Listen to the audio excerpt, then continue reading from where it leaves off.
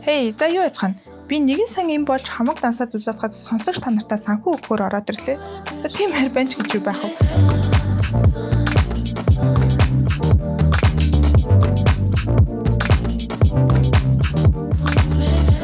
Бид энэ подкастаар дамжуулан санхүүч хүний ажил амьдралын хэм маяг, мэргэжлийн ёс зүйн ур чадвар нь амьдралд хэрхэн хэрэг болдог, яаж нөлөөлдөг гэж сонирхолтой яриа өрнүүлэх юм. Үндсэндээ санхүүгийн ажилтны мэргэжилтэд бидний хувьд тоо бодохгүй толгойгоо ажиллуулахгүйгээр хэдэн хормыг зүгээр чийлж та бүхэнтэйгээ хуваалцахад бэлэн болоод байна. За ингээд подкастаа тавтан морилно. За өглөө орой мэндээ өнөөдөр өглөөний цанд юу болсон бэ? Өглөөний мэнд өнөөдөр өглөөний цанд им эдэггүй зүгээр ус уучаад гараад ирсэн. Тэгэхээр яралтай гарах ажилтаа байсан болохоор өглөө эрт яраад. Тэгэхээр өнөөдөр л гэсэн үү эсвэл ерөнхийдөө өглөөний цаг нэг хайхтар тэгж ер нь бол өнөөдөр л тэгсэн. Тэгээс ер нь бол байнга өглөөний цагаа ойлгох уучаад гардаг. Тийм фул байдлаар тий. Фул байдлаа гэхээр ямар өглөөний цанд дуртай? Ер нь бол дандаа уурагтай тийм юмнуудтэй, эслэгтэй юмнууд. Тэр нөгөө сүүлд би тэр нөгөө нараа гэдэг нэг хүний Instagram-ыг дагдаг байсан байхгүй юу? Тэгэхээр би өөрөө болохоор нөгөө яг хоол боловсруулах хэрэгтний хувьд бол дандаа нэг жоохон хямарч гадаг талтай болохоор тэн дээр нөгөө дандаа өглөөний цандаа юу хэрэглэх үү гэдэг тийм юмнууд өгдөг байхгүй юу? Тэгэхээр тэрнтэй холбоотойгоор өглөө аягүй хэслэг хэрэглэх хэрэгтэй энэ төр гэсэн тийм юмнууд байсан. Тэгэхээр ер нь бол тийм жишээ нь нэг нэрстэй авокадо. Ер нь бол би амар юу иддэг? Авокадо тост иддэг. Өглөөдөө яа. Гоё тий. Би бас миний бас дуртай нэг өглөөний цаг байна. За би болохоор нөгөө өөрөө өглөөний цанд нэлээд ач холбогдол өгөөд тэг ер нь бол яг одоо ажлын өдрүүдэд ялангуяа маргааш өглөөний цанд юу хийх вэ гэдэг ер нь айгүй их төлөвлөдөг гэх юм уу. За нөгөө хүүхдүүдтэй их хвшлэн бас эхлээ зориулж идэг болохоор нэг өдөр нь одоо хийсэн хоолоо маргааш нөгөөдөр нь байнга тавтаад иж болтгүй болохоор ерөөд ажлын өдрүүдэд нэлээд тэргээ төлөвлөдөг. Тэгээд тэрнээс гадна өөрөө тэрэндээ хийж байгаа процесс болон идж байгаа ч гэдэм үү тэрэндээ амар ач холбогдол өгдөг. Тэгэхээр нөгөө өмнөх өдөр нь ер нь бол аягүй сайн тэгж төлөвлөж мөрөөдж хонд шүү дээ. Тэгээд маргааш өглөө эрт босох эрч хүчээ би тэрнээс авдаг. Тэгээд сая тэгээд энэ нөгөө бодсон чинь харин хэрвээ нөгөө өглөөний цай гэж байдгүй байсан бол одоо би бол яг юу сэрж төсөөлгөө мэдгүй байхгүй юу. Биш нөгөө өглөө босоод ерөөсөө өглөөний цайгаа л идэв л тэр гол одоо эхний зорилго байдаг байхгүй. Чиний хувьд хэрвээ өглөөний цай гэж байгаагүй бол ер нь юу бодож сэрх вэ? Ер нь би нэг өглөөний цайгаа бодож бол сэрдэггүй яг үнэндээ. Тийм өглөөний цай нэр бол ингээд маргааш үүдэх вэ ч юм уу тэрэндээ ингээд стресстэй ч юм уу те амар таньшиг ингээд та уушлаарай. Тэгтээ хаа зөв тэр чинь бол стресс ахгүй яа. Enjoy яа. Таны хувьд бол тийм хөө би бол хэрвээ тэгж бодох юм бол тэрнээ орог стресс тань. Тэгтээ хаа зөв ер нь бол ингээд тийм юм мэддэг гэд бодчоороо дэлгүүр орохороо яг өөрийнхөө тийм юм аваад тавьчихдаг болохоор тэрэн дээр нэг амар асуудал үүсдэггүй надад. Тэгээ чи юу бодож сэрх юм? Би ер нь бол яг үнэндээ бол би өглөө шууд ингээл өнөөдөр юу хийх ёстой лээ гэдэг нэг төлөвлөгөөг хардаг гэх юм уу? Яг тэгэхээр угаасаа ингээд амжидгүй байхгүй ажил угаасаа тэнгүүд өмнөх өдөр нь маргааш хийх юм бодоод юм уу? За бодоод гэхээс илүү би ер нь дэвтэр төлөвлөлтийн дэвтэр аяг ашигладаг бичихгүй болохоор би тэрэндээ яг өөрөө ингээд юу лээ гэдэг нөгөө ингээд заавал нөгөөдгөө ингээд болохгүй асуудалтай болдог. Окей. За. Зочны хувьд бол айгүй гоё ажил хэрэг маргааш хийх юу хийх вэ гэдэг. Яг их хвшлэн хүмүүст хийдэг бах тий нөгөө юугаа одоо хийх ажлаа төлөвлөж байхад бол би бол яг үүнд бол өглөөний цагаа л бодож босдог доо. За ингээд зочны танилцуулга хэсэг рүү оръё. Тэгэхээр манай подкастын хувьд болохоор зочны танилцуулгадаа үндсэн дээр яг юм хоёр форматтай явдаг. Тэгэхээр эхлээд бол яг юм аль бие усны одоо тий аль бие усны байдлаар танилцуулга хийгээд дараад нь миний зүгээс өөртөө одоо чамайг төсөөлсөн тий тэр танилцуулга явдаг байгаа шүү. За тэгэхээр юуны төрөнд манай подкастын урилгыг хүлээж авчааг санхүүгийн хувьд болохоор ажлын ачаал ингээ хамгийн оргил цаг үе хэлж болно тий жилийн эзэн тайлан балансуудаа тушааж байгаа. Яг энэ цаг үед болохоор цаг зав гаргаад зочноор оролцуулсан Судаада маш их баярлалаа. Намайг урьдчилсан Жавзагчтаас их баярлалаа. Судагийн хувьд болохоор нийтдээ бол санхүүгийн салбарт 11 жил ажилласан. Үүнээс болохоор аудитын фирмд 3 жил, за худалдааны салбарт 8 дахь жилдээ ажиллаж байгаа. За яг одоогийн албан тушаалын хувьд болохоор Флора цэцгийн дэлгүүрийн санхүү хариуцсан захирлын ажлыг хийж байгаа. За яг энэ CFO ажлаа болохоор 4 дахь жилдээ хийгээд явж байгаа. Ийм ажлын туршлагатай хүн өнөөдөр манай подкастын төчнөр оролцож байна. За ингээд сувтаг бол одоо би одоо юу гэж танилцуулах гэдэг юм хэрэг. За цэцгийн дэлгүүрийн санхүүг цэцэглүүлж аваа. Мэдрэмж данс хоёроо үргэлж цэнэгдэж байдаг сувтай юм байна. За. За тэгэхээр хоёулаа манай сонсогчдод одоо ер нь сувдаа ингээ яаж явж байгаад санхүү хариуцсан захирал болчих вэ? Үндсэндээ карьерийнхаа замлыг товчхон яриад өгч болох уу? Карьерийн замлал нь гэхлээр яг зөвөр нэг сургуулаа төгсөөл яг тийм нэг хлангаар ажиллана ч юм уу яг тийм бодолтой яг байгааг байхгүй тэр үедээ яг юу бодлоо гэдгийг ч мэдэхгүй ер нь л яг нэгтлэнгийн мэргэжлэр төгсөж байгаа шүү дээ бид нар чинь. Тэгэл байж байгаа л яг гараад аудитинг компани руу орох одоо аз завшаан тохиосон гэх юм уу. Тэгээд яг нөгөө практик яг нэгтлэн гэдэг чинь ямар мэргэжил юу хийх вэ гэдэг чинь бас яг нөгөө онлайн хувьд бол бас ойлгомжтой биш байгаа даахгүй юу. Өөрөөр хэлбэл их сургууль сурч байхдаа яг практиктэй бид нар юу хийх вэ гэдгийг мэдэхгүй зүгээр л амарлаг нөгөө онол стандарт тийм юмаа цээжлэл гарч ирсэн. Тийм байгаа даа. Тэгээд яг аудитинг фирмд орж ирэл ерөнхийдөө бол бас тэрнийгээ зузаатгсан гэх юм уу. Тэгээд аудитэд ажиллаж байж байгаад дараа нь болохоор зэрэг ишээгээ буюу флора руу орох тийм ер нь бол санал ирээд тэгээд эхлээд бол ороогүй. Тэгээ ороогүй байж байгаад тэгээ орсон. Тэгээд эхний санал дээр бол татгалзаад тэгээд дараагийн удаад нь орсон юм. Наашаага ороод ер нь бол яг нэгтлэнгийн мэргэжил практик дээр ямар байгаа вэ гэдгийг ер нь бол айгүйх сурсан. Буюу одоо яг нөгөө зах зээл дээр те бидний энэ зах зээл дээр бид нар юу хийх үү яах гэдэг гэдэг чинь тэгээд яг нөгөө ингээд ажиллаад үзэхээр амар сонь ингээд онл практик хоёр хоорондоо зөрчилдөд байгаа байхгүй юу. Тэгэхээр тэнд нь л гол холбогч болж ажиллаж байгаа хүн чинь ер нь нэгтлэн болж таарад байгаа байхгүй. Тэгэхээр нөгөө нэг санхүүгийнхаа хувьд тэр бас компанийн тогтолцоог бий болгох гол бас тий ингээл хичээн зүтгэж явал тэгэл яг ингэж явсаар байгаа л нэг мэдхэд энэ албан тушаал дээр ирсэн л. Аудитинг фирмтэй харьцуулахад харьцангуй одоо юу гэдэг нэг аль нэг аж ахуйн нэгжид ч юм уу нэгтлэн бодогчор ажиллаж байгаа тохиолдолд илүү нөгөө үйл ажиллагаатайгаа яг ингээд шууд гардаж гэх юм уу тий оролцож байгаа ажил байгаа шүү дээ тий. Аудитинг фирмийн хувьд бол бид нар яг санхүүгийнхний одоо боловсруулсан гаргацсан тайлан балансыг тий өмнөх цаг хугацаанд нь гаргацсан тайлан балансыг араас нь ерөөдөө баталгаажуулах ийм ажлууд хийж нотлох баримтууд бүрдүүлдэг тий. Тэгэхээр нөгөө нэг бас яг одоо бизнесийн нөгөө тухайн одоо үгдийн индастри гэдэг юм уу те үйл ажиллагааны онцлогтой нь бас ерөнхийдөө л гаднаас л угаасаа хүндлэнгийн аудит шүү дээ. Тэгэхээр гаднаас л илүү юм танилцах, мэдэх, ойлгох боломжтой болохоос биш нэгтлэн бодогчоор ажилладаг тохиолдолд мэдээж дотор нь ороод те тэгээд яг тэгжээс чи намайг нэг ингээд буцаад аудитинг компаниас гараад нэгтлэнгийн ингээд одоо ажил хийж байгаа шүү дээ би. Тэгээ ажилласан чи манай нэг найз яг надад тэгж асуужсан байхгүй. За яасан аудитэд байгаад амар стандарт те урлаглаг юм яриад байдгүйсэн амьдрал дээр бохоор амар өөр байгаа зү те. Хэлбэр юм нэг тийм. Яг хаа зүгээр амар чухам зүгээр өөр бол бас юу юм те. Тэр чинь тэгэл угаасаа тэрнийхээ дагуу бид нэр мөрдөж хийх хэрэгтэй шүү. Гэхдээ яг зүгээр нэг асуудалтай юмнууд үнэхээр бид тэр стандартыг дагаад ингэчих гэхээр болохгүй байгаа тэр нөхцөлөдлүүд бол яг үнэндээ үүсдэг юм бэл. Аж ахуйн нэгжүүд рүү гараад ирэхээр. Окей. За тэгэхээр ерөнхийдөө бол Лорагийн хувьд хамгийн анхны одоо ажлын карьер нь нэгтлэн бодогчоос эхэлсэн бол ингээд CFO руу шилжчихсэн байгаа гэсэн үг шүү дээ. Одоогийн байдалд бол одоо ингээд 4 дахь жилдээ ажиллаж байна. Тэгэхээр чамд яг тухайн үед CFO руу ингээд шилжиж байхад тий карьерийн хувьд хамгийн их юм сорилт болж исэн одоо чаленж байсан зүйл юу байсан бэ? Яг зөвөр нэг дан бол яг нэг тийм одоо нэгтлэнгийн ажил гэдэгтэй биш л дээ. Одоо жишээ нь манай энэ байгууллагч юм болохоор зэрэг ингээд тий томрох гээд явж ингээд шатаа дамжаа явж байгаа компани байгаа байхгүй юу. Тэгэнгүүт зэрэг тэрэн дээр яг гэхээр одоо нэг том бүр групп компаниудыг бодох юм бол тэрэн дээр чинь нөгөө нэг тогтолцоо нь аль үшээ бий болоогүй. Тэд нар чинь бол аль үшээ бий болцсон системийн дагуу явж байгаа шүү дээ. Тэгэхээр бид нар дээр яаж байгаа вэ гэхээр зэрэг тэр системийг боловсруулах ажил нь өөрсдөө тэр буучж байгаа гэсэн үг байхгүй юу. Тэнгүүд яаж яана гэхээр яг санхүүтэй холбоотой үйл ажиллагаанд байгаа хүмүүсийн хувьд гэх юм бол бүх шатанд нь оролцдог гэсэн. Одоо бүх албан нэгжүүдтэй хосолж ажиллах хэрэгтэй болчихж байгаа гэсэн. Тэнгүүд тэрнийхээ дагуу яг зөвхөн санхүү гэхээсээ илүүтэй миний хувьд бол маш олон мэдлэгээ тэлсэн гэж үздэг байхгүй. Аюух юм сурч байгаа. Нэгдүгээр бид нэр хүмүүстэй харилцаж сурч байгаа буюу хүний нөөц талаас ямар байгаад ах юм, маркетинг талаас ямар байгаад ах юм. Яг энэ үйл ажиллагаа чи яаж явж байгаа. Дээрэс нь одоо би жишээ нь өөрөө яг цэцэг гэдгийг мэдгүй ингээл те өмнө нь бол ингээл хүнээс ингээл цэцэг аваад ингээл амар гоё юм боддог байсан бол яг үндэ энэ цэцгийг бид нэр танд өгөхийн тулд ямар процессор яаж явж байгаа гэдэг тэр болгон дээр чинь ингээд шаттай амжилт тий амар олон юм болж байгаа.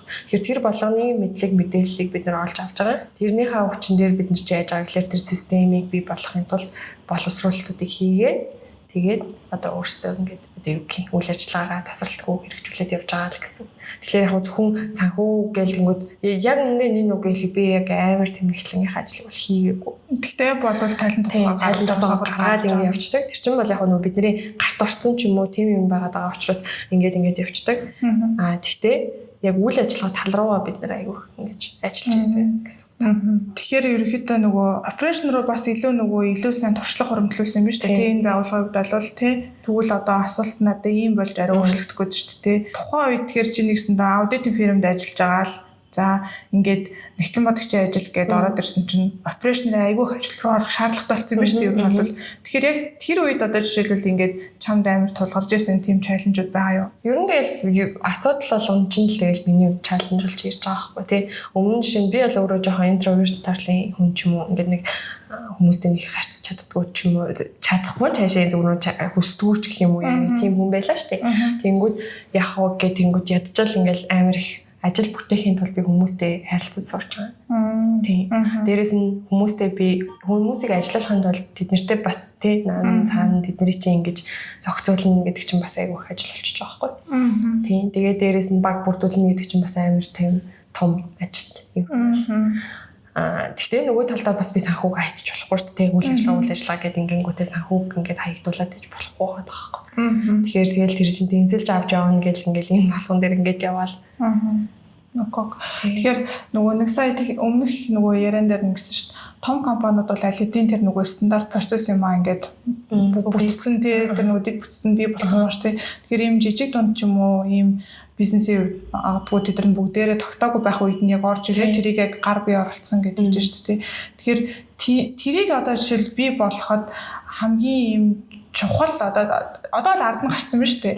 Тэгэхээр яг ер нь ингээд буцаад эргээд харахад те хамгийн чухал одоо нэн тэргуунд одоо ийм ер нь жижиг дунд бизнесээс дараагийн жоох ингээд томрох гээд өсөлт хийх гэж байгаа компанийн хувьд те тэр энэ стандарт процесс гэдэг нь өөрөө хэр чухал байдгийг тэгээ дээрэс нь тэрийгэ хийхдээ хамгийн түрүүнд ер нь бол энийгээ хийх нь илүү чухал юм байна гэсэн тийм поинтууд байна уу? Яг зөв нэг жижиг том гэхгүй бүхэл компаниудын хувьд ерөнхийдөө адилхан л та системийнхаа хувьд бий болгох ч системийн зураглалыг бид нар бий болгох гэдэг байгаа гэж байгаа тохиолдолд.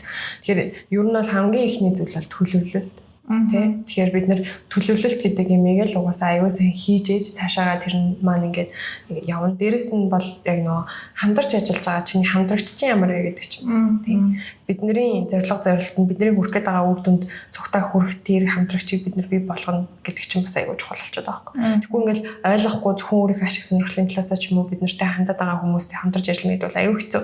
Ямар нэгэн байдлаар одоо ингээд нэг юмлууд бид нар тэмүүлээд байхад тэрэн дээр дандаа тушаа болоод идэг ч юм уу. Ер нь бол жижиг дунд дээр бол тийм байдаг. Том газруудын ингээд би сонсож байгаа шүү дээ. Дээрээс нь яг зөв өөр одоо нөө те өөр компаниудаар дамжуулаад ингээд том газруудтай ингээд холбогдоод яж хат бол бид нар бол үгүй гэдэг тийм бараг сонголтын тэр хүнд байгаад байгаа шүү дээ. Тэгэхээр бид нар дээр бол бас тэр чинь говийн түнтэй хэлэх гэж аюу хэцүү байхгүй.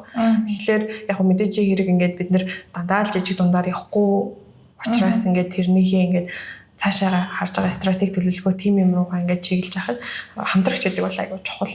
Сайн одоо боловсон хүчин гэх юм уу тийм хүмүүстэй цуг ажиллана гэдэг бол айгүй чухал болчиход байгаа. Одоо тэгэхээр надад ч угаасаа баг бүх компаниудын үед одоо хамгийн юм хүндрэлтэй асуудлуудын нэг баг штэ. Дэлхийн дээр угаасаа хүний нөөцийн тийм хомсдолтой тийм болчихлоо болчихсон. Тэгэхээр одоо яг тэр баг бүрдүүлэх гэдэг дээр нас ил та. Бага бүрдүүлэхдээ одоо чиний хувьд бол баг тэгэхээр өөрөө бас нэг төрлийн хайр менежерээ өөрийг гүйцэтгэж дээ шүү дээ. Тийм. Тэгэхээр багт орж танай багийн гишүүн болж байгаа хүнээс чи одоо шил юуг нь харж сонготой. Яг зөв яг үнэндээ бол би бол ингээд нөгөө өөрөө амар тийм хурдтай ажилтдаг төрлийн хүн байхгүй. Тэгэхээр би бол нөгөө хурд гэдэг юмн дээр дээрээс нь за одоо яг одоогийн нөхцөлөөр бол би санхүү тал дээрээ л тийм хүмүүс ээж байгаа. Яг зөв хүний нөөц талаас сайхан бол өөрөө бас уулзсан л да. Ингээд наашаа цаашаа гарч байгаа юмнууд дээр яг шаардлагатай байдна гэсэн. Яг санхүүгийнхаа хүмүүс төр гэх юм бол мэдээж хэрэгтэй тэр хүний нөгөө туршлагыг ч юм уу харна. Гэтэ яг зөв өмнө нь бол туршлага харахгүй би сургаад авчи гэдэг төрөл байсан байхгүй. За. Тэнгүүд хүмүүс яадаг гэсэн бэ гэхээр сурч яснаа шууд ингээд хаяа явчихдаг ч юм уу. Эсвэл ингээл нэг амар өөрийнхөө хувийн одоо нэг найз нөхдөд харилцааг биднээс хүсэж идэг ч юм уу тий. Тэгэхээр одоо жишээ нь юу гэдэг ажлаас гараад явлаа та хоёрын тэр найз нөхдөд харилцаа л өөр төвшөнд явчихж байгаа байхгүй. Ажил дээр бол бид нэр шал өөр харилцаа өсөж байгаа шүү дээ. Тэгэхээр хүмүүс яг зур нийтлэг нь шүү. Манай монголчуудын нийтлэг юм нь болохоор тэрийгэ ялгаас салгадаггүй. Тэгээ тэр бол амар асуудалтай байдаг учраас ер нь бол тэр хүний нөгөө хувийнхаа зүгээс юмд хандах хандлага ямар байна гэдгийг ер нь бол нэг яриагаараа ер нь бол нэг тэгээ тандчихна. За тэгээд дээрс мэдээж тэр чинь нөгөө туршлага гэдэг юм бэлдсэжтэй. Тэгээд нөгөө багаар ажиллах чадвар нь хэр вэ? Хит дуугүй хүмүүс ч аюу төвхтэй байхгүй. Ингээд нөгөө хамтраад ажиллаад ингээд бид нар чинь ягаад гэвэл нөгөө нэг бусад газруудыг бодох юм бол хугацаанд ингэж баригдаж хийж идэг ажилтай байхгүй. Ягаад гэвэл бүтээгдэхүүнийх нь онцлог нь тийм.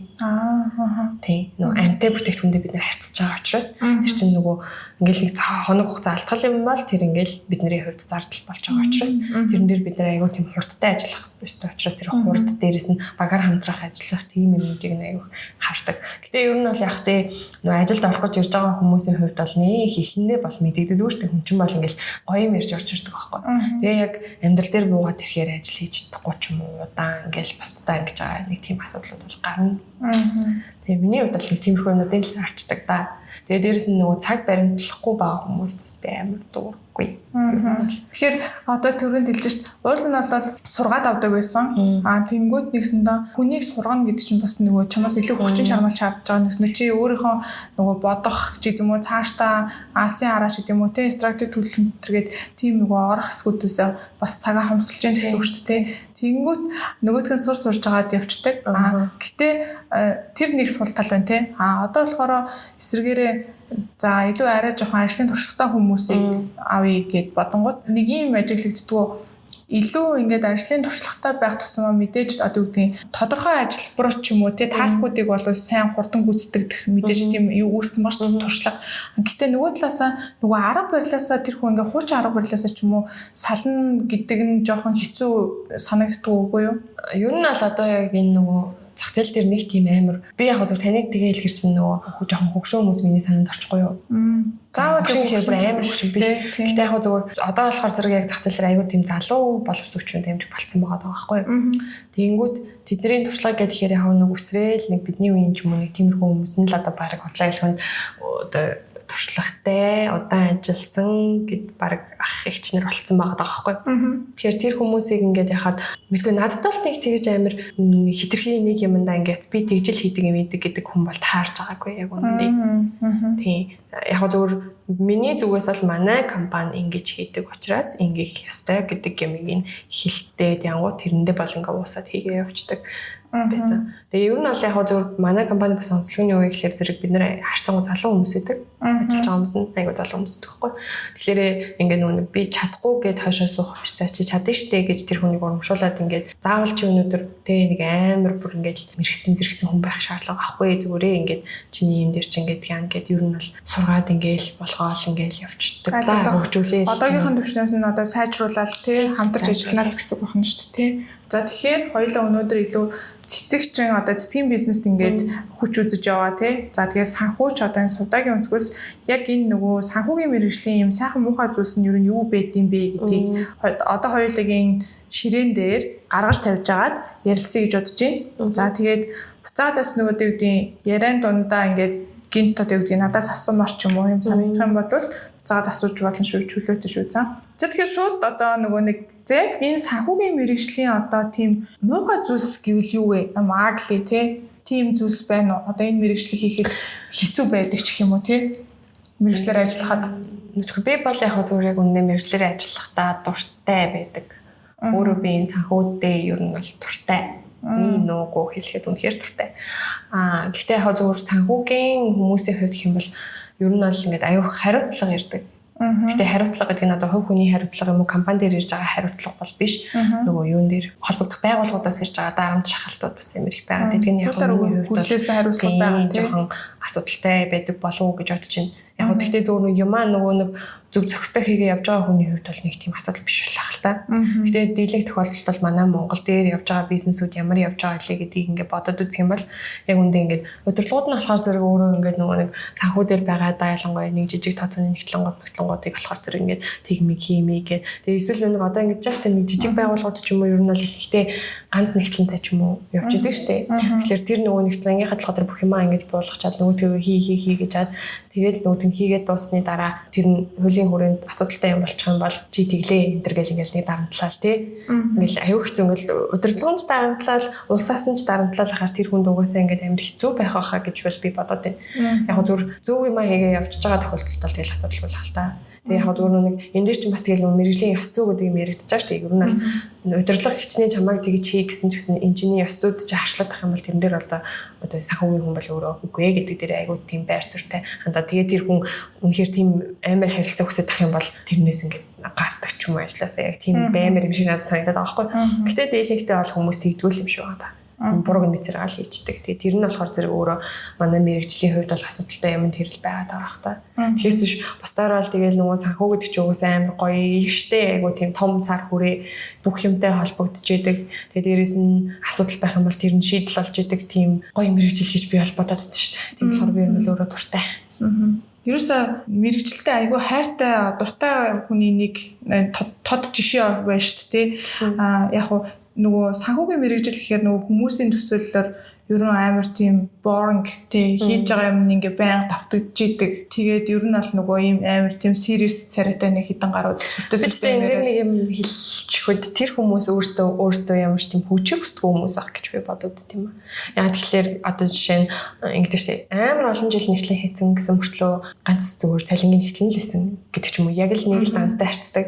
Тэгэхээр хүн бол уг нь бол залуу байх тусмаа өөрийгөө ингээд сорж явах хэрэгтэй ч юм уу бүх юм. Нэг л бид нар тэрнийг сураалт төсөөлтэй эдэн жилийн тэнд зарцуулаад явж байгаа юм шиг тэрийгэ тасралтгүй хөгжүүлээл одоо тэгвэл би залуу юм бол дараа нь би тэгвэл авлага болчих юм болчих гэл нэг амар гоё ингээл явчмаар санагдаад байхгүй. Гэтэ яг зөв хүмүүс тийм биш л гэдэг юм бэлээ л дээ. Тэгээ за хүн болгоныг бас тийм байх гад төсөөд байгаа юм цааш. Иргэн тойронд гэх юм уу те одоо бид нар шиг ингээ санхүү мэрэгчлээ хүмүүсээ шиг иргэн тойронд ялангуяа плангаар ажиллаж байгаа хүмүүс те ер нь бол нөгөө ажилласаа хашрах тийм одоо бүр ингээ залхсан гэдэг юм уу тийм burnout болж байгаа тийм яриануд аюух явдаг байхгүй те тэгээ тэд нар чинь болохоор тэдний хувьд тэгэхээр ер нь бол амар юм ажлын ачаал өндөр гэдэг нь бол тийм агли одоо хамгийн муухай зүйлсүүдийн нэг тий. Яа тэгэхээр хагас жилийн талангууд нь дандаа бүгд тэмдэглэлт баярын өдрүүдээр тий таардаг гэдэг ч юм уу тий. Тэгээ нөгөө нэг гэр бүл болон бусад одоо өөртөө зориулах цаг нь одоо энэ ажлыг хийснээр шалтгаалаад бас айгүйх багасч идэг. Тэгэхээр иймэрхүү зүйлсүүд нь муухай зүйлсүүд нь бол биш үү?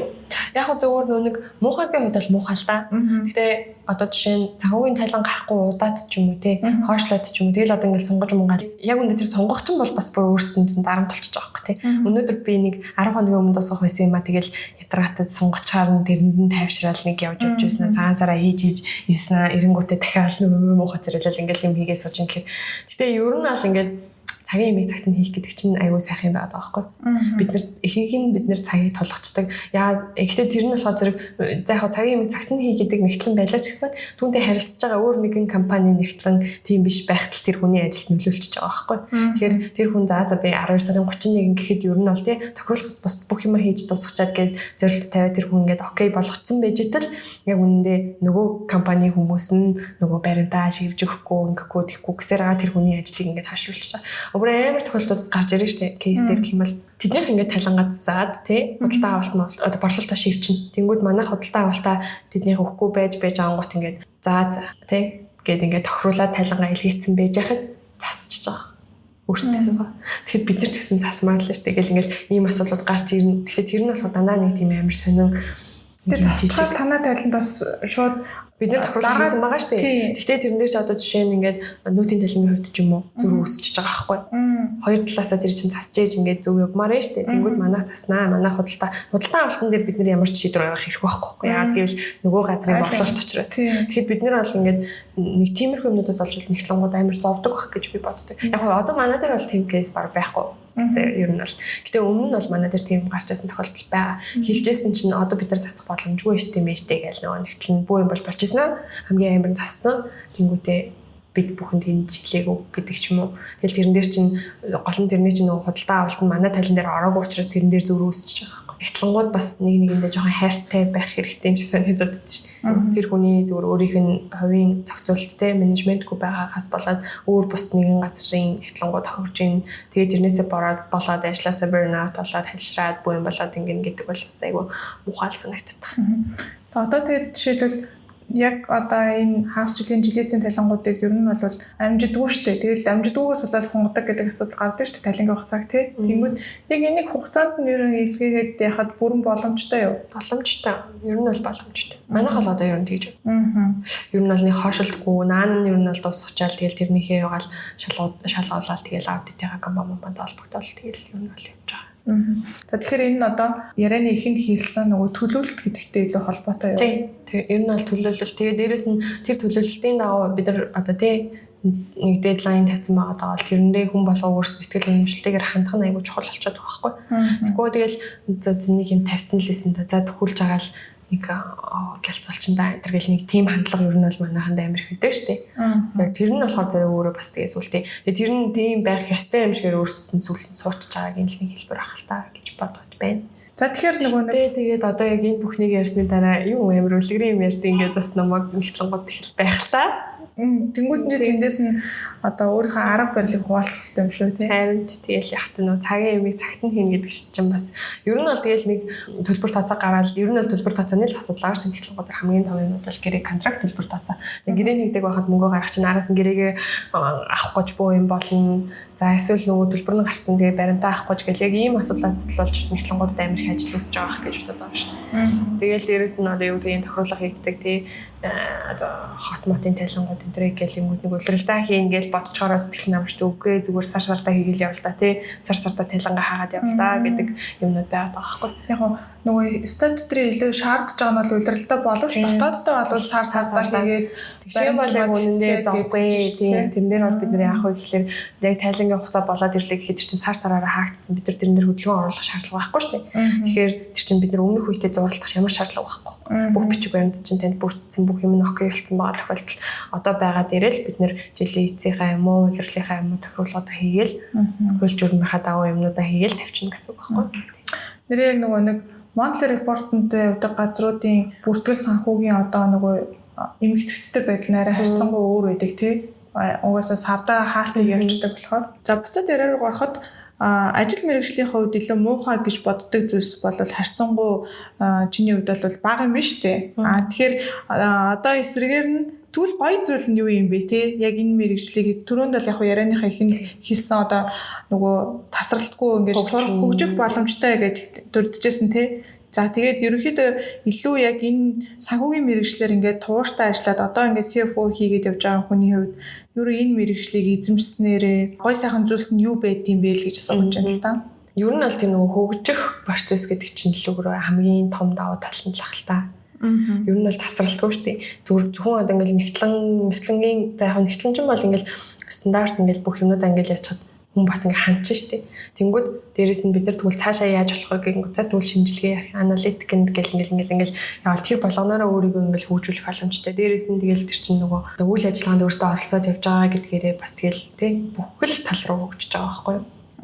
Аль ч тэгээ дээрэс нь бидний мэрэгжилчин юм бол бас гоё шүү дээ. Хашаач хөрвж болно. Еврооч хөрвж болно. Шаардлагатай гэвэл тэгэл мундаг байх юм бол тэгэл захирлаа хийгээд явахгүй да тий тэгэл болно шүү дээ. Тэгэхэд тэр болох хүнд бол бүр санхүү одоо нэг яг зарим захирлуудын хувьд ч юм болохоор санхүүгийн талаар мэдлэг байдаггүй шүү дээ. Тэгэхээр санхүүгийн хүмүүсийн хувьд гэх юм бол хамгийн гол хэмжээний санхүү болчонгоо тэр санхүүгийнхаа мэдлэгтэй байна гэдэг чинь өөрөө бас тэр компани тогтолцоог хурдан бий болгоод хурдан хөгжөөд тэгээд явах бас нэг тийм айгу том суурь болчиход байгаа юм л шүү дээ. Тэгэхээр нэлээ нөгөө бизнесийг ойлгох, бизнесийн угаасаа нэгтлэн бодох бүртгэл санхүү гэдэг чинь бизнесийн хил гэж ярьдаг шүү дээ. Тийм болохоор мэдээж ийм бэкграунд одоо суурьтай байна гэдэг нь цаашид карьерийн хувьд өсөлт хийхэд мэдээж давуу тал болно, хөсөж сул тал болохгүй бах тийм үү. За яг энэ дээр миний хувьд ч гэсэн санал нэгтэй байна. Тэгээд яг нөө хийж байгаа ажил болгоомжтой л хүнд туршлага болно. Тэрнийхээ дагуу тэгээд бидний карьерийн өсөлт гэдэг юм чинь тэрнтэйгээ шууд холбогдож яваад байгаа л. Ер нь юу ч байсан тэгээд зөвхөн нэгтлэнч гэхгүй юм болгон дээрээ л очиж явах хэрэгтэй. Тэгэхээр чиний бодлоор одоо жишээл хүн болгон ийм санхүүш нэгтлэн бодогч гэдэг энэ мэрэгжлийн ажлыг хийж чадна гэж боддог. Хэрвээ чадна гэж боддог бол танд ийм 3 цаан чанар заавал байх хэрэгтэй шүү гэж хэлээд юу хэлж байна. Гэтэ бид нар чадахгүй байх тийм одоо юу гэдэг сонголт байд юм уу? Жишээ нь бид нар ар гэртээ ч гэсэн бид нар санхүүгийн үйл ажиллагааг явуулчихлах шүү дээ. Ер нь бол тийм үстэй. Цалингаа оллоо. Түүнийг бид нар яаж зарцуулах вэ? Яаж хөрвөх вэ? Үр хөвгтөө яах вэ гэл ингээл тэр болгон ч л ер нь бол санхүү гэж бодоод байгаа шүү дээ. Тэгэл ер нь тиймстэй санхүү асуудалтай байна. За тэгээд гайгүй болоод ирэхээр хүмүүс амьдрал гайгүй боллоо гэж бид нар ярьдаг шүү дээ. Тэгэл тэр болгон дээр л ер нь бол хүн яаж исэн ч хүсээгүй тэгэл нөгөө төрхөн үнэн гэдэг шиг тэрнтэйгээ адилхан энэ нийгэмд амьдарч байгаа бол чи санхүүгийг одоо хүсээгүй ер нь бол өөрөө мэдээгүй ч гэсэн хийж байгаа ах л гэж бодож. Чухам зүгээр яг мэрэгжлийн ингээл компанид ороод айлын тий компани ингээд санхүүг ингээд явна гэдэг дээр бол чадан чадахгүй гэдэг асуудал бол ярьж болно шүү дээ тий. Тэгэхээр би тэр талаас нь л асуугаад байна. Заавчлаарай. Тэр талаасаа гэх юм бол тэгэл явах тий. Хүн л тэгэл одоо чи ингээд тодорхойлолт чи хамгийн эхлээд юу гэдгийг ёс зүйтэй байх хэрэгтэй тий. Одоо тийм хүн одоо ингээ 3 зан чанарыг ядаж атлист те ер нь бол миний бодлоор бол 3-аас илүү байгаа ах гэж бодоод байгаа байхгүй. Ер нь бол тэгэхээр ийм зан чанар ер нь байвал энэ мэрэгжлийн ажлыг илүү сайн мэрэгжлийн те төвшөнд хийнэ л гэж хэлсэн. Тэгээ ер нь бол хамгийн ихний анхдагч юм бол ёс зүй шүү дээ. Ёс зүйтэй байх ёстой санхүүч хүн угаасаа хүсүсэг тэр бол угаасаа number 1 тэр хүний мөрдөх ёстой юм. Хоёрд нь гэх юм бол тууштай байх хэрэгтэй. Нэг хийж байгаа ажил дээрээ холбироод нэг юм хийжсэн тэрийг мартаад өөр юм хийгээд энэ төр гэл ингээл яваад ич болохгүй. Яг нэг хийн гэсэн юм байгаа л тэрнийг хийж явах хэрэгтэй. Гуравдугаарт нь гэх юм бол ер нь санхүүч хүн сууд сурсан л байх хэрэгтэй да. Тийм. Сууд зураагүй хүн ер нь л санхүүч болохгүй хаа би тэгж бодод тий. Сүүлд одоо ингээл манайхаар орж гарч байгаа тийм бас нэг мэрсэр хүмүүс байна. Ер нь бол тийштэй санхүүгийн ажил гэдэг чинь аюух судаг ажил өөрөө тий ингээд сууж агаад гэхдээ зүгээр чухам ингээд наад сандал дээрээ ингээд тэр чигтээ сууг гэсэн үг бол биш шүү дээ. Зүгээр ер нь бол ажлыг бид нэр сууж хийжээж ингэж гардаг. Тэнгүүд ингээд нэг ороод гараал ингээд аюу төвхтэй нэг тийм тэгжээснаа нэг цаг орж ирж суучаал тэгэл нэг юм болцсон юм шиг те ингээд яг тэр хүний нэгдүгürt амар бүтэмжтэй хүн бол тэр хүндэд юу ярих вэ? Тийм үстэй амар мундаг бүтэмжтэй амарлаг хүн бол гэтээ зүгээр тийм биш тохиолдолд бол хүн сууд сурах хэрэгтэй юм шиг санагдаад байна. Ёс зүйн талаас нь юу ярих вэ? Тууштай байдал гэдэг юм дээр бол бас юм ярих хэрэгтэй. Сууж сурсан байх хэрэгтэй гэхээр айгүй нөгөө талаасаа сонсохоор ажлын ачаал өндөр л гэсэн сонсогдож байна л да шууд тийж ойлгож байна. Тэгэхээр чиний хувьд те мэдээж бас л ялгаагүй санхүүгийн захирал хийж ам чинь ажлын ачаал өндөр л явдаг байх. Тэгэхээр ерөн ажил амьдралынхаа энэ нөгөө нэг балансыг ерөнхийдөө яаж барьж гин. Тэгээд одоо юу гэдэг ажлын стресс ч юм уу одоо ачааллаа ерөнхийдөө хэрхэн даван туулж одоо өөр зүйлүүдэд цаг зарцуулж байна. Яг үнэндээ бол ингээд нөгөө ажлын ачааллаа ингээд нэг амарлаг ингээд зохицуулаад ч юм уу тий. Тэгтээ яг зүгээр ингээд очир зүггүй бүр ингээд унаж өгтлээ амар ачаалан ч юу байх юм. Тэгтээ зүгээр альбан тушаалч ингээд ахын хэрээр хүн дээр угаасаа ирж байгаа хариуцлага үүрэг гэдэг юм чинь нэмэгдээд ирэхээр тэгэл нэмэгдэн л дээ. Тэгээ миний хар бол одоо яг зүгээр яг үнэндээ одоо зөв баланслаа 100% чи хуваа гэх юм бол нэг 70-30 та ч юм уу байгаа таахгүй ажлын 70 амьдрал одоо бас амьдрал нь 30% ч юм уу яг тийм байгаа юм. Яг үнийгээ ингээд нэг юм зохицуулаад за яг нэг 50-50 болгоё гэд тэгэхээр яг зүгээр мэдхгүй байна.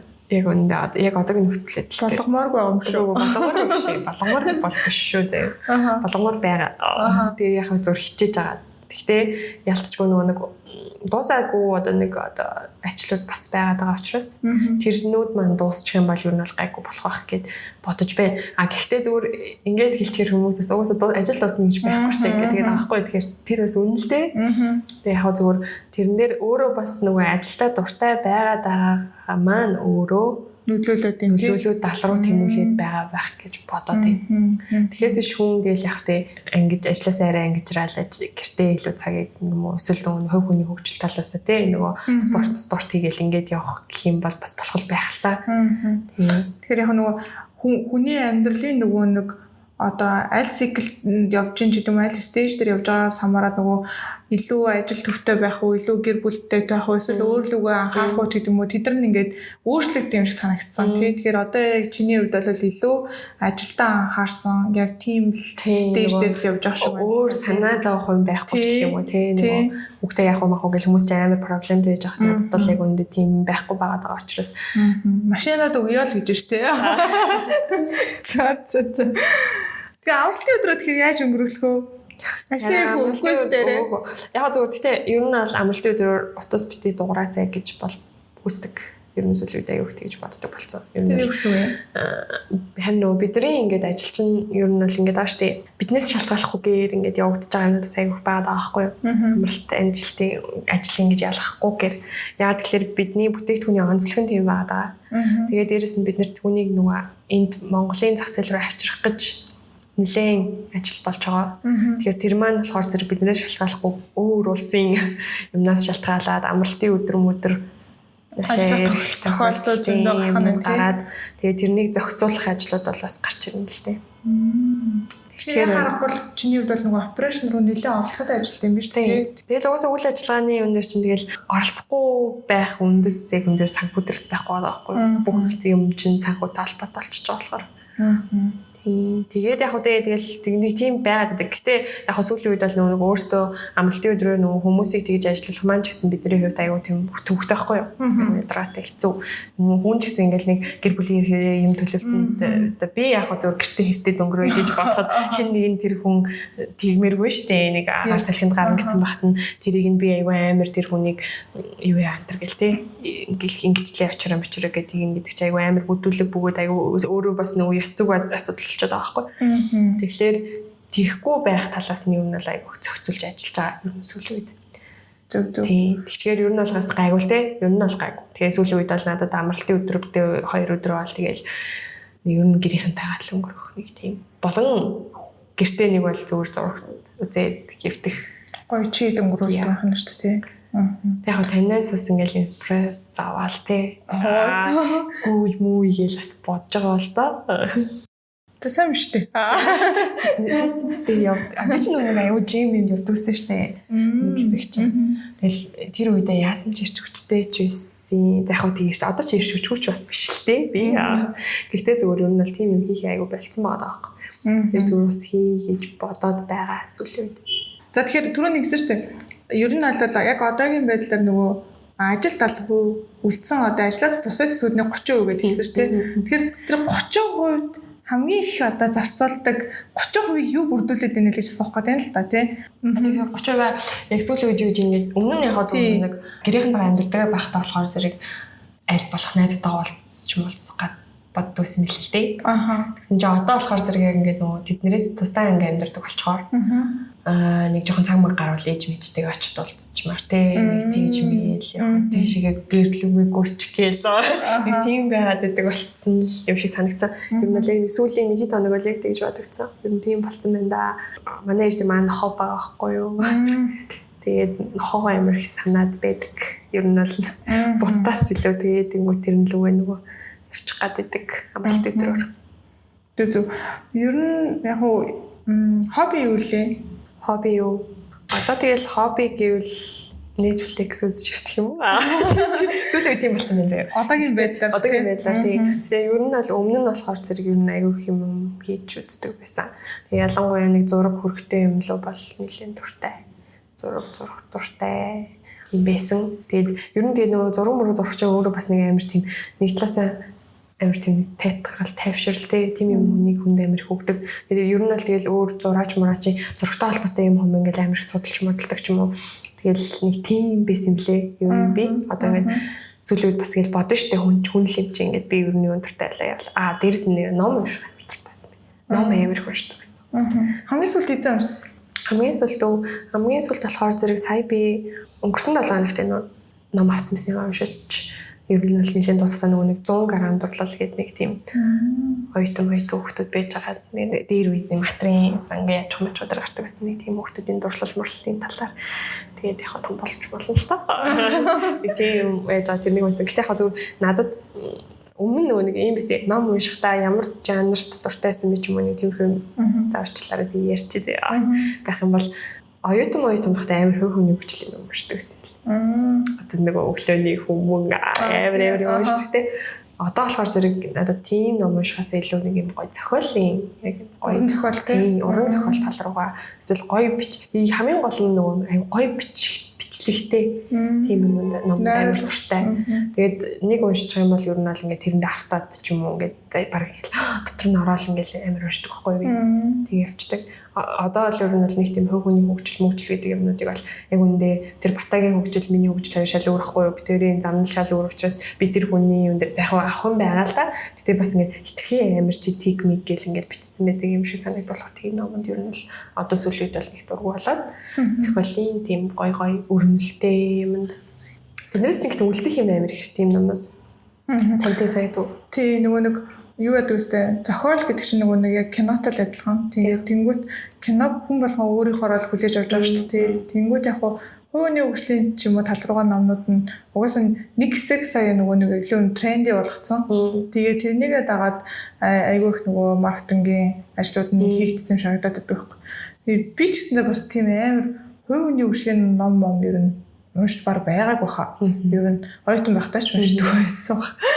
Тэрс ингээд нэг юм яар одоо юу мэрч мэрэгжлийн ном уран зохиолын ном хоёрыг ингээд харьцуулъя л та. Тэгээд ном унших дуртай шүү дээ. Тэгэд уран зохиолын номдаа ингээд хүн амар ингээд автаж байгаа. Мэрэгжлийн номон дэр ингээд бас ингээд гинт дэжсэн шал өөр юм бодож модоо явцсан те. Ингээд нэг тим юм байгаа. Тэгэхдээ би одоо сүүлийн үед бас тэрнийг мэрэгжлийнхаа номон дээр орж уншина гэж бодож бүр гүнзгийх юм дээ тий. Гол нэг сэдвийг 2 уншиж бас өөрийнхөө цаг хугацааг өрөөд байгаа байхгүй. Тийм мэрэгжлийн номыг ер нь ямар тохиолдолд хэрэглэдэг юм? Мэрэгжлийн ном гэсэн чинь аюу сонирхолтой санагдчихлаа. Мэрэгжлийнхаа яг дээрээс нэг хүн чинь хөгжиж штэ.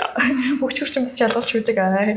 Тэгэл янз бүрийн цал мал гарлаа штэ. Тэгэхээр чинь тэрнийхээ сургалтанд цаашаа зүгээр шалгалт өгч зорилгоор л тэгэхээр ерөөхдөө илүү нөгөө сурчгүй юм байна штэ тий. Нөгөө номоо эхнээс нь ингээд уншиж байгаа бол шал өөр юм утас нөгөө номоо уншиж ойлгоогүй байна л гэдэг санаа яваад шүү дээ. Амар тийм сонио яг тэгчээд байдаг байхгүй. Би яг үнэндээ яг тэгээд байдаг зэ. Би тийм өөрөө гайхаад байдаг байхгүй юу. Би ингээд ном уншаад ингээд амар төвлөрч ном уншдаг мөртлөө ягаад яг ингээд шалгаж хүлэндээ тулаад ч юм уу. Мэргэжлийн номыг уншихаар ингээд миний ингээд хаа өөр тийш өөр газар нэг ярьж байгаа үг дээр ингээд автаа явчихсан болоо өдр гэж бодоод. Сурах арга барил дээр дахиад нэг assessment хийх хэрэгтэй мэй гэж бодож байна тийм. Өчтөө нөгөө уг нь бол бараг л насаараа л нүдүүллээ шүү дээ багш нар тий. Сургалтын юунд ягаад бах өрөнд төгжигдээл тэгэл сурч исэн мөртлөө одоо ингээд бодохоор нэг сонио ингээд сүүлийн үед нэрээ жоохон яг арга барилаа жоохон мартцсан ч юм уу тийм болцсон юм санагдаад байна. Үнэ таны хэлж байгаа үнэ шүү дээ. За чи ер нь чиний хувьд ер нь ментор гэж юм бэ? Чи ер нь ментортой байсан уу? Одоо нэг хүнээс би ингээд амар юу аваад тэр нэгэ гэж юу өсөл зүгээр яг надад ингээд бади байдлаар ингээд яажсэн гэдгээр. Тийм ментор гэхэр чинь яг ментор коуч тэгээд одоо нөгөө захирал энэ төр гэхээр жоохон ялгаатай юм байлээ. Тэнгүүт коуч нь болохоор илүү яг нөгөө ажил мэргэжлийн хувьд юу хийдэг те.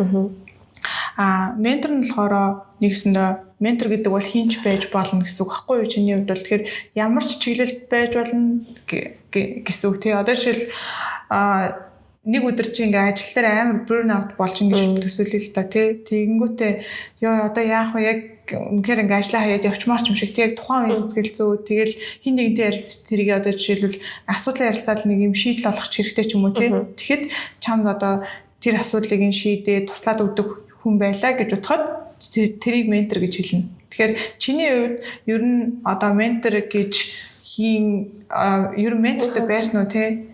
Яг нэг ментор гэхээр тэгээд яг үнэ за ээжээс бусдаар бол нэг байгаагүй байж магадгүй. Яг манай ээж ч юм болохоор зэрэг өөрөө бас тэгэл олон жил бизнес хийсэн хүн байгаа болохоор тэгэл нөгөө нэг яг үндэ ингээд би бас тийш заримдаа хүн чинь тэгээд бас балтганаал те ээж үстэй ачаалсан. Тэгэл ингээл байлаа нэг юм хийхлүүлчихэл тэрнийг боли юм байлаа ч юм уу эсвэл ингээл гоншгонаалч гот юм бол манай ээж миний гоншгоналтыг ер нь бол хүлээж авдаггүй. Одоо тэгэл юм хийм дээр ингэж юм л тэгэл баг нөгөө нэг меландчад яах юм гэдэг. Тэгэл нөгөө тийм юм яагаад ёо эн чинь нэг асуудал биш шүү дээ тий. Тэгэл ингээл үнэхээр хаях тийм асуудал хаях юм байгаад байгаа бол тэрнийг тэгэл хаяач тий. Эсвэл тэгээд яг үнэхээр тийм бол тийг гээл ингээл нэг шууд тэгчдэг. Тэгээ ер нь бол амар өөдрөг хүн учраас нөгөө тийм хүний хажууд хүмүүс ч чинь хэрөөр юм нэг тэгэж сэтгэл мэтгэл готраад байхгүй. Тэгэхээр ээжийнхаа зүгчийг алдаж яваад байхгүй л. Тэгэхээр ээжийнхаа одоо жишээл хэлсэн үгийг нэгсэндээ шууд өөртөө тусгаад авчдаг гэсэн үг. Гэтэ би бас шүү дээ яг үндэ нэг тэгж амар тэгдэхгүй. яг ингээд хүн дээр очиод байнга ингээд ахгүй. Ер нь бол маш зүүн тон дээр. Яг өөрөө бол би аль үшээ ингээд шийдвэрээ гаргацсан байдаг хгүй дотроо. Яг ямар нэгэн юм дээр явж байхдаа тэгин гэсэн бол тэр нь л өөр нь бол ингээд яатсан. Заавал хин нэг хэлэх юм уу? Хин нэгнээс би тэр ингээд хараат байдлаар тэх шаардлага байхгүй ч гэх. За тэгвэл чи өөрөө ер нь бол амар тийм хард working хүн гэж боддог уу? Мэдгүй одоо би хүмүүс бол намайг хард working гэдэг би дээ. Гэдгээ. Тийм. Ер нь бол амар ингээд ажилдаа аюу байдаг. Одоо жоохон ингээд яаж маач гэл ингээд найзуудаас ирэх тийм юмнууд амар их байдаг. Аха. Тэгвэл ер нь network-ын хэр чухал вэ? Чухал шүү дээ ажил дээр үү? Тэгээ ер нь network чи одоо өөрийгөө hard working гэж бодъё л та тий. Тэгвэл hard working байх чухал уу, network байх чухал уу? Тэгээ ер нь бол сүүлийн үед миний бодлоор бол network байх нь ер нь л даваа талтай гэж боддог. Ямар даваа талтай ах вэ? Ажлаа амжилттайгаар хурдан дуусгахад тийм ер нь бол. Тэгээ ер нь бол юм баггүй да. Одоо илүү хүмүүстэй харилцаад тийм networking үүсгээд явж байгаа тохиолдолд айгүй олон тийм боломжууд гарч ирдэг байхгүй. Жишээ нь бид нэр механик аргаар амар их ажил хийгээд явж илаа шүү дээ. Хүн ингээд зовоод байлаа. Тэгэхэд хин нэгэнтэй ярьж идэл тэнд ингээд тийм газар тэгж яадаг ийм юу байгааштай гэдэг ч юм уу. Ийм санаа ороод ирдэг байхгүй. Тэнгүүт оо гэдэг тэрний чинь хүн үлгэж авангуудаа тэрийг судлаад үзэнгүүт нэрнгээсээ бидний энэ болохгүй гэсэн асуудлыг нэг шийдэж болох гэсэн юм ингээд айгүй хурдан тийм юм. Тэгэхээс биш яг зөв ингээд хүнээр ингээд дамжуулаад чи миний тэр ажлыг бүтээгээд өчөөч гэж байгаа бол юм бол байхгүй. Зөв ингээд тийм айтайхан боломжууд бий болоод идэв шиг санагдаад. Окей. За миний хувьд бол нөгөө network бас айгүй илүү hard work хийхээс илүү чухал юм шиг санагддаг байхгүй юу? За тэгэхээр бүгдээрээ сайн үр ашигтай network хийж байгаарэ гэж хэлмээр байна. Таныг сая ингээ хариулсан чинь би нэг амар шалгалт өгөөд тэгсэн чинь багш нь за тэгэхээр тэр хариулт ингээ өрнө. Чи энэ гэж шиг санагдсан шүү дээ. Би сая ингээ танаа офс дээр ирээд одоо сууж ахад надад нөгөө үүднээсээ эхлээл орж ирэхэд нөгөө яг илүү нөгөө өнгөний хувьд ч юм уу те ингээд нүд тусаал за тэгээ ингээд дээш яг офисынх нь хэсэг рүү ингээд гараад ирсэн чи бас амар тийм нөгөө лаг юм интерьерийн хувьд айгүй гоё шийдэлтэй юм шарагцахгүй. Тэгээд вау гэж удаал тэгээд би ер нь бол нөгөө ийм оффист одоо ажиллах нь чамд ямар мэдрэмж өгдөг вэ? Ер нь бол тухтай офис тэгж ажиллана гэдэг чинь өөрөө айгүй гоё штэ. Ингээд ажилдаа илүү их хэрхийг хүсээд нөгөө магадгүй миний 70 байгаа гэх шалганы бас нэг хэдэн хувийг нийцэлж байгаа. Тэр бас ээж магадгүй. Ер нь бол тэгэл тухтай тэгэл гэрэл гэгээ ихтэй тэгэл дээрэс нь нөгөө нэг офистай их ногоо ургамал энэ төр тавина гэдэг чинь стресс энтрийг бас бууруулж байгаа л да.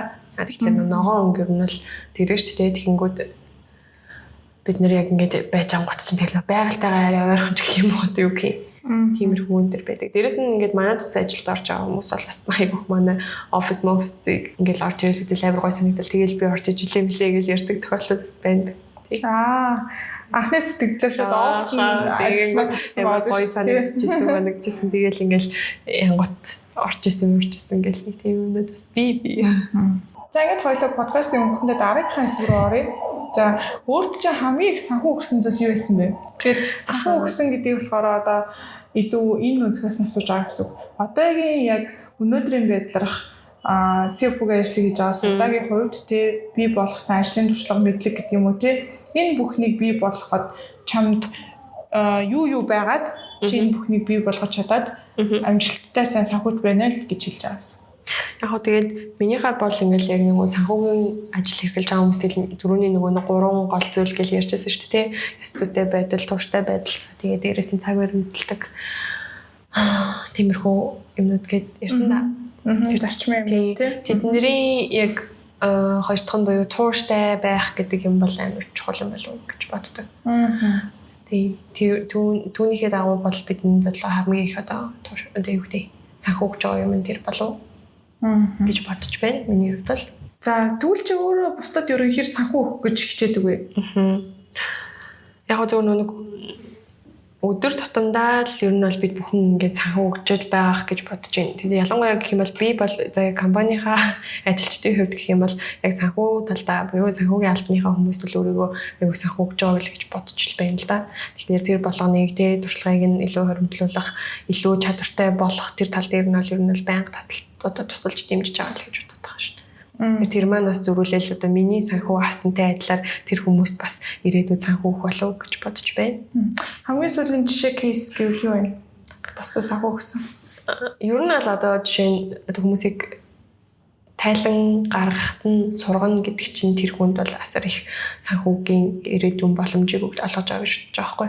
Нэг ч тайлан гаргаж үзээгүй хүнийг тайлан гаргахад нь сургаж бэлтгэнэ гэдэг чинь тэр хүн за манайд биш юмаа гэхэд өөр хаанч гэсэн газар орлоо гэхэд цаашаага санхүүгийн одоо баталгаатай болол явж байгаа гэсэн одоо нэг үг байх гэж бодож байна шүү дээ.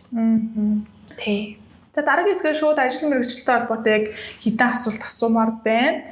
Одоогийн яг нөгөө хариуцж байгаа ажил тий одоо энэ бизнесийн онцлогт танах яг гол харж явдаг financial insight-ууд нь юу байна? Санхүүгийн үзүүлэлтүүдийн хувьд гэх юм бол бид нэр яг үнэндээ нөгөө бусад байгууллагатай адилхан л да. Тэгэл дээ нөгөө нэг мэдээж хэрэг ашиггаа харна нэгдүгээрт. Гэхдээ ашиг маань юутай холбоотой байгаа гэхээр манайх нөгөө нэг түрүүн хэлсэнчлэн нөгөө бүтээгдэхүүнийхээ онцлогоос шалтгаалаад цаг хугацаатай уралддаг учраас хорогдол гэдэг юмыг айгуу сайн хардаг. Хорогдол гэдэг маань болохоор зэрэг шууд байдлаар манай дээр зардал болж ирдэг байхгүй. Тэгэхээр бид нар аль үшээ тэрний өртгөөр нь хөдөлтөд авчиж байгаа шүү дээ. Тэгээ бид нар гардал гарсан. Тэгснэ дахиад тэр маань энд ирээд хорогдол болно гэдэг маань бас аюу том асуудал болчиход байдیں۔ Манайх дээр. Дээрээс нь болохоор зэрэг яг цэцгийн зах зээлийн хувьд гэх юм бол энэ хорогдол гэдэг юм маань хуулиар зохицуулсан зохицуулт ер нь бол байдаг байхгүй. Бусад газрууд ашиг нэг тийм хорогдлын залтууд байдаг шүү дээ. Тэгэхээр тийм манайх дээр байдаг учраас энэ маань өөрсдөө шууд зардал болж орж ирдэг. Буюу тэр маань нөгөө талаасаа бидний татвар ногдох орлогыг нэмэгдүүлж идэг хасагдахгүй зардал гэсэн. Тэгэхээр ер нь бол бид нэр хорогдол гэдэг юмыг маш бага хэмжээнд барих буюу тий ер нь бол хорогдлоо ажиллах гэдэг дээрээ зон том зорилт тавьдаг. Түүнтэй холбоотойгоор л тэгэл нөгөө нэг бидний ашиг чинь шууд нөлөөлж байгаа учраас. Тэгэхээр хорогдлоо ерөнхийдөө хэмжиж харж байгаа үзүүлэлт нь тэгэхээр юу байх вэ? Хорогдлыг тэгэхээр чинь хэлдэг чинь өөрөө зөвлөл борлуулалттай шууд холбогдож байна. Тийм. Тэрнийг бид нэр хорогдлохгүй тулд борлуулалтыг сайн байлгах хэрэгтэй гэдэг. Борлуулалт хийхдэггүй байна гэдэг чинь л өөрөө хорогдол болоод байна л гэдэг санаа байгаа байхгүй. Тэгэхээр нэг одоо гэдэг нь борлуулалтын төлөвлөгөөнд дүүцүүлээд бараа материалын татаа авалт мавалт юм бүгдийг зохицуулах шаардлага болох юм шүү дээ. Гэхдээ тэгэл яг та нөгөө бид нар одоо төлөвлөлт болгон дээр тэр болгоныгоо ингээл төлөвлөчөнгүүт дунд нь одоо нөгөө нэг ажиллах хүчний хомсдол гэдэг амар том асуудал чинь бас байгаа. Дээрээс нь манай нөгөө цэцгийн зах зээл гэдэг чинь болохоор зэрэг өөрөө ер нь бол одоо сүүлд орж ирж байгаа зах зээл байхгүй. Монголд харьцангуй шинэ зах зээл гэсэн. Тэнгүүд тэрэн дээр холбоотойгоор нөгөө флористуудыг бэлтэн гэдэг чинь бас том ажил байгаа. Тэгэхээр мэдээж хэрэг флорист гэдэг хүн чинь өөрөө амар тийм нөгөө мэдрэмжтэй, бүтээлчтэй хүн байх хэрэгтэй байгаа байхгүй. Дээрээс нь хурдтай байх хэрэгтэй. Та одоо жишээ нь ингээл бодолтой нэг цэцэг авах гол ороод ирсэн чинь танд нэг цэцэг өгөхөнд бол бид нар цаг боол явах уу? Ямар амар өстэй та одоо ингээд уурлна өстэй. Тэгэхээр тэр болгоныг чинь л бид нар одоо толгоогоо ажилуулж ийж тэр хүний дээрээс нь хурднаас шалтгаалж бас тэр хорогдол гэдэг юм чинь шууд нөлөөлж байгаа байхгүй. Тэгэл тэр болгон дээрээ л ингээл ер нь ал аюу чухал төлөвлөлт хийн яаж энэ асуудлуудыг шийдэх үү гэх юм болгон. Тэр болгон ч бидний хүртэхэд байгаа ашигтай холбоотой болж байна. Цэцэг гэдэг нөгөө ярахаар угаасаа бид нар одоо юу гэдгийг хин нэгэнд одоо ямар нэгэн заавал юу гэдгийг тэмдэглэлт баяр өдрөггүйгээр тий зүгээр хин нэг ингээд аюу гоё сэтгэл үлдэх тийм бэлгийн төрөлж би боддог байхгүй. Тэнгүүт яг ялангуяа би бас нөгөө хүмүүст ер нь жоохон цэцэг бэлгэлэх дуртай. Тэнгүүт яг саяны ярьснаар тэр флористууд гэдэг шүү дээ одоо тэр хүмүүсийн ур чадвар амар ялгагдсан юм байл шүү дээ. Тэгээд яг нөгөө гэртээ ойрхон ч гэдэг юм уу өөртөө хэлбэрчлээд нэг тийм газраас авчиг гэхээр бүр гэртээ ойрхон байсан биш тэр хүний ур чадвараас нь ч юм уу хийж байгаа байдлаас нь л бүр удаад тий бүр фейлдээд гарч исэн тохиолдол ч зөндөө байгаа.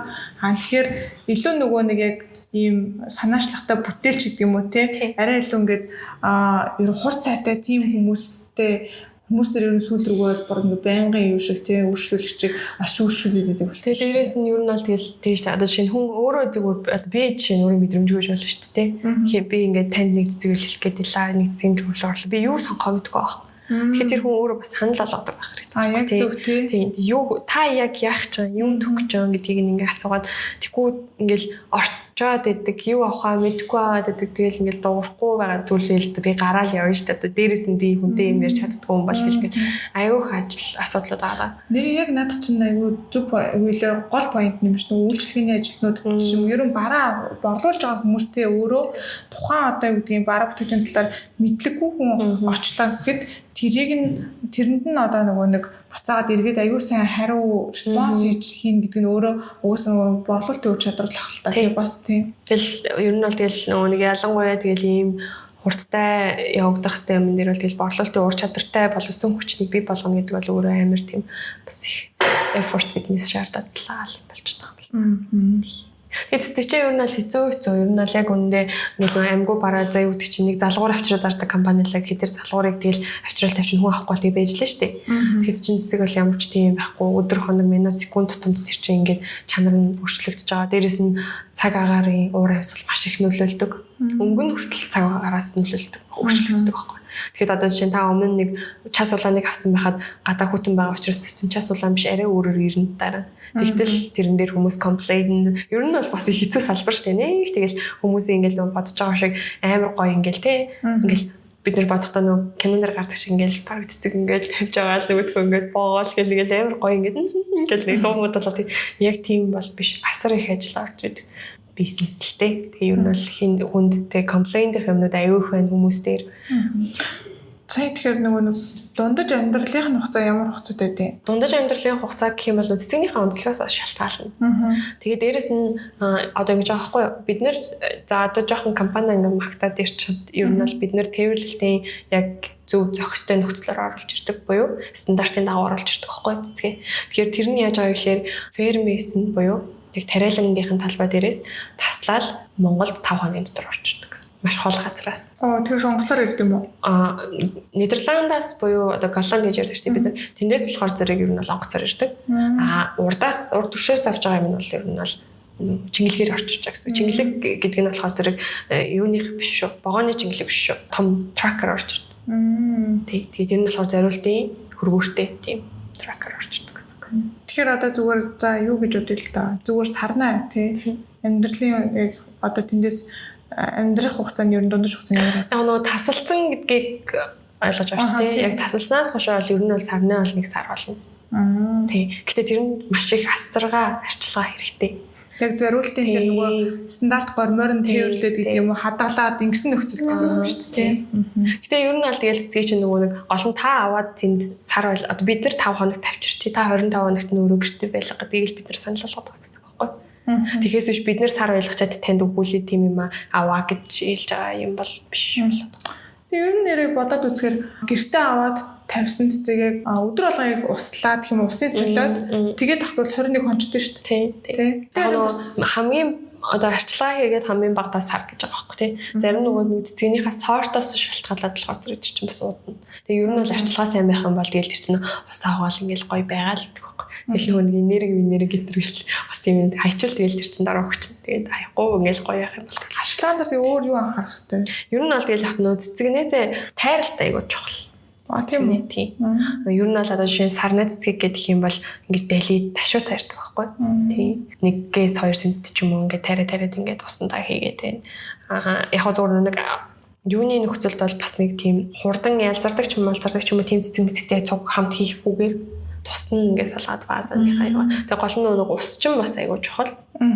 Тийм. Тэгээ ер нь бол бас цэцэг гоё шүү дээ. Гэр мэр тавьчихад ер нь л нэг амар тийм гоё энергитэй нэг гэрлөг ороход гоё яагаад гэдэг шүү дээ. Тийм гоё шууд уур амьсгал бүрдүүлдэг шүү дээ. Тэгээ дээрээс нь декорын зорилготой байдаг. Гэтэ Монголд одоо нэг хүмүүс ингээд баяр ёслолоор л хүн цэцэг өгöd байгаа болохоос уг нь бол бас тийм ингээд гоё өдөр тутамдаа хэрэглээ болгоулах гоё байгаа байхгүй. Гэртээ байнга аждаг. Яг уу тийм соёл нь одоо нэвтэрж байгаа хаа. Анзаараад харахад маш зөв байхгүй. Тэгж авч байгаа юм маш зөв. Тийм бахт яг нөгөө массын хувьд ярихаар цөөн хувилах л та тий. За тэгэхээр одоо ерөнхийдөө манай подкастын хамгийн сонирхолтой асуулт гэж нэрлээд байгаа.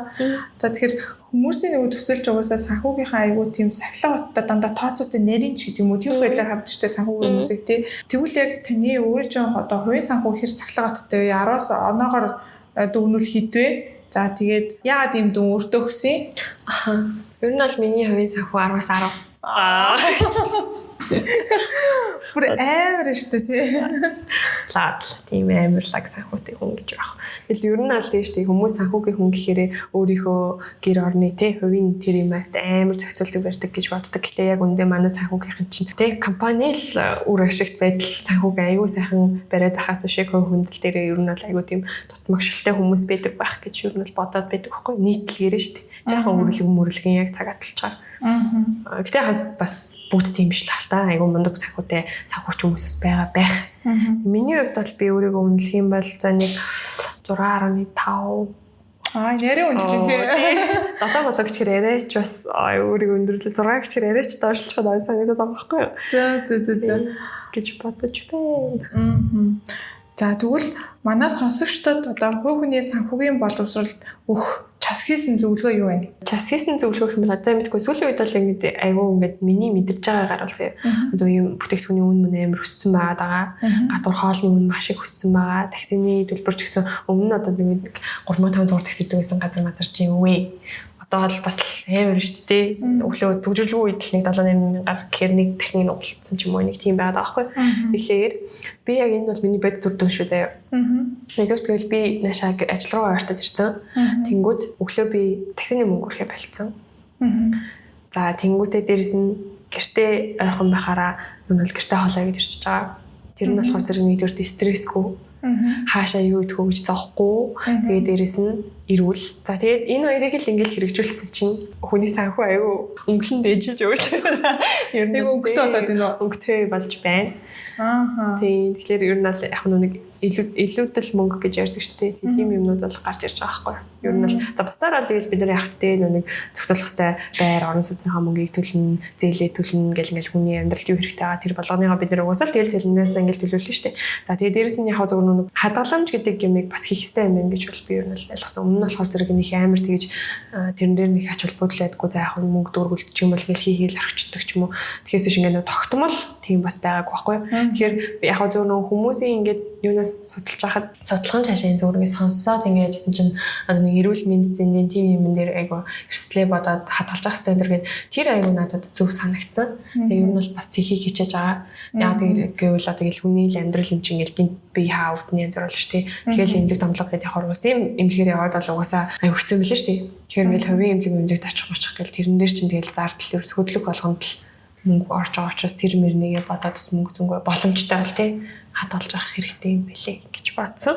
За тэгээд дээрэс нь гэрээсээ хоолой хийж авч явах хэрэгтэй. Тэр бол таны санхуд маш их бодлоо санхүү болон эрүүл мэндэд ч маш их хэрэгтэй. За тэгээд явтаа тэгээд нөгөө нэг машин зэрэгний асуудал гэх юм бол ойртоод ирчихэж байгаа учраас тэрэн дээр ч юм бол нөгөө нэгдүгээр машин унах хэрэг байхгүй түүнийгээ дагаад шатхууны мөнгө гэдэг юм байхгүй. Тэ? За нөгөө талаас болохоор зэрэг такси дэтдэг хүн байх юм бол таксины мөнгө тэр нөгөө 78,000 төгрөг чинь зүгээр л өдөрт одоо 77 гэхэд өдөрт 14,000 хүн такси идэж шүү. Тэгэхээр тэр 14,000 чинь таасанд чинь бичнаа л гэсэн. Тэгэхээр ер нь бол тэр болгоныгоо за яг энэ нөгөө поинтыг одоо яг давхцлаа энэ поинт болохоор тэгэхээр манай подкастын яг энэ дугаарыг өмнөх зочин маань болохоор аль хэдийн нөгөө яг энэ дэд бүтцийг бүрдүүлчихсэн тий хүүхдийн сургууль, гэр ажил гэдэг юм уу тий энийг яг ингээд маш ойрхон байршилт шийдчихсэн. Тэгээ яг саяны хэлсэн зүйлүүдийг хэлжсэн. Тэгэхээр энэ нь болохоор буцаад эргээд ерөөхдөө бол баг манай подкастын хувийн дүүх санхүүгийн зөвлөгийн баг юм суур ойлтчих болох гэдэг юм л та. Тэр яг юу нь бол давхцж чинь тий яг зөв нэг одоогийн нөгөө Монголын нөхцөл байдал буюу бидний нийгэм бас яг ийм амар тулгамцсан асуудал юм байгаа. Очроос хүмүүс тэгээд ээж магадгүй. Энэ нь өөрөө санхүүд нөлөөлөд байгаа байхгүй. Яагаад тэгэхээр бид нар ч амар хэцүү шүү дээ. Ер нь бол ингээл тий яармагт гэртээ мөрчлөө хүүхэд нь хаан чинь энэ төвд сургуультай ч юм уу. Тэгэхээр тэгэл нөгөө яг энэ асуудлаас ч юм болоод нэгдүгээр санхүүгийн асуудал хоёрдугаар гэх юм бол тэр нөгөө нэг ажил амьдралын баланс гэдэг юм чинь бас амар их алдагдчих байгаа байхгүй тий. Ажиллаач хийсэн юмгүй амьдралаач хийсэн юм байхгүй гэл ингээл тийм байгаад байгаа учраас ер нь яг зөвхөн нэг ойртож ирээд энэ гэдэг амьдрах бүх юмдагаа ойрхон амьдрах гэдэг маань болохоор зэрэг өөрөө бүх тал руугаа шийдвэр гаргаад байгаа байхгүй. Тэгэхээр ер нь бол яг энэ сонголт шийдвэр нь өөрөө буцаагаад өөрийгөө болон гэр бүлийгээ одоо хайрлаж байгаа баг тийм шийдвэр болоод байгаа байхгүй тий. Гэтэ чи ингэж гоё яг тооцч үзсэн нь одоо шил зөвхөн ингээд таксины зардал болон хоолны зардлыг ингээд хэмснээрээ ер нь зүгээр одоо мэдээж цаг хугацаа хэмжээ хэмж байгаа гэдэг өөр дагалдах одоо side effect бол зөнд байгаа шүү дээ. Давуу тал дагалдах үр шигт байдал бол зөнд байгаа шүү дээ.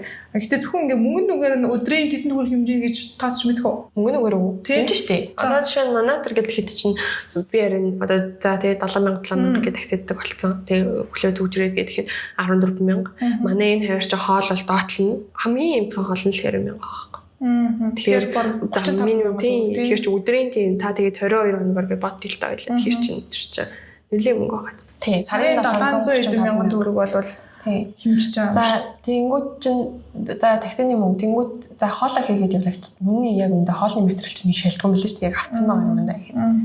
Тэгээд дээрэс нь тэр чи ирүүл мэрүүлээд бодохоор за 735,000-ийнхаа 235,000-аар нь л өөртөө хоол хийн гэж бодъё л дээ. Тэгээд цаана 500,000 төгрөг нь бас нэрээ хоцч шүү. Энд чи тэгэл яг бод тэмдэрлээ. Тэгээд сар болгон дээр 500-аа тэгээд эсвэл ирүүл мэндтэй хадгалчих л та. Тэгэхээр тэгэл окей л бас. Тийм шүү тий. 500 гэдэг чинь бас тэгээд яг нөгөө тусдаа нөгөө эрүүл мэндийн нэг юм safety dance гэдэг ярьжсэн шүү дээ тий. Тэгээд ингээ хоол моолноос гадна ингээд амар тийм юу байхгүй. Зөвхөн хоол идэхгүй шүү. Тэгээд нэг газар очиж уун гэдэг нь одоо нөгөө гоё юм уух гэдэг шүү дээ. Нэг бол кофе, нэг бол тэгэл нэг смути тэгэл. Окей. За ингээд өнөөдөр зочноороо дамжуулаад сонсогч та бүхэнд аль болох санхүү хийх хичээлээ.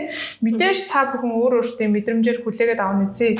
Манай өнөөдрийн подкастын зочноор оролцож сонирхолтой яриа өргөсөн судад дахин баярлалаа гэж хэлье. Баярлалаа. Харин би өөрөө манай подкаст бол санхүү аавна гэдэг хүрээд байгаа. За ингээд энэ удаагийн дугаарт бидэнтэй хамт байсан сонсогч та бүхэнд бүгдэнд баярлалаа. Эргээ уулзлаа. Баярлалаа. Баярлалаа.